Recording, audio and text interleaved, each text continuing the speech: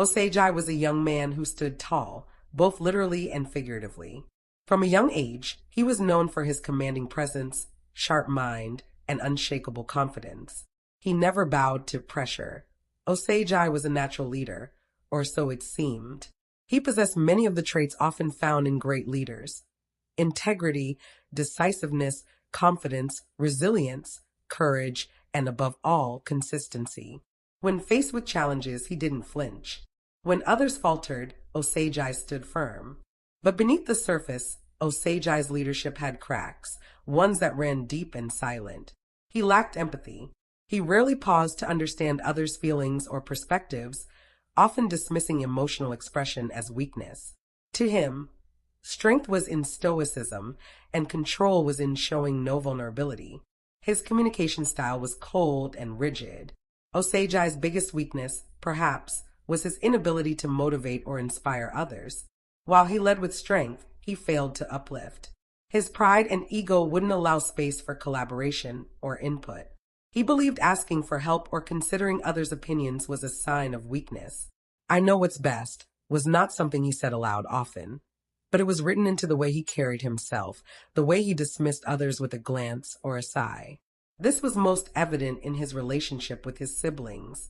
Osage never took a joke lightly. To him, their distance was confirmation of his power. "They respect me," he'd say to himself. But in truth, they feared upsetting him, feared the aftermath of a casual comment misunderstood as an attack. All of Osage's carefully built world, his ideas of strength, power, and leadership, was about to be tested, not by a confrontation, but by something far more difficult to ignore. It came in the form of Samuel, his cousin. Samuel arrived at the family compound in the dry season. His visit timed perfectly for the long holiday. He stepped out of the rusty taxi with a backpack slung over both shoulders and a bright, effortless grin on his face. His laughter came quickly, as did his words, too quickly for Osage's liking. Samuel was a year younger, slightly taller, and lankier. He lacked Osage's dense frame and commanding posture.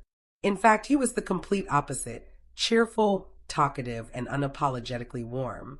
He had a way of including everyone in the room, making each person feel like the most interesting one there. To Osage, it was excessive, undisciplined, weak. He couldn't stand it. He often watched them from a distance with a tightening in his jaw, thinking, how can someone who talks so much expect anyone to respect him? Doesn't he know leaders are meant to be quiet and feared? The next morning, Mr. Osage called all three boys out to the farm.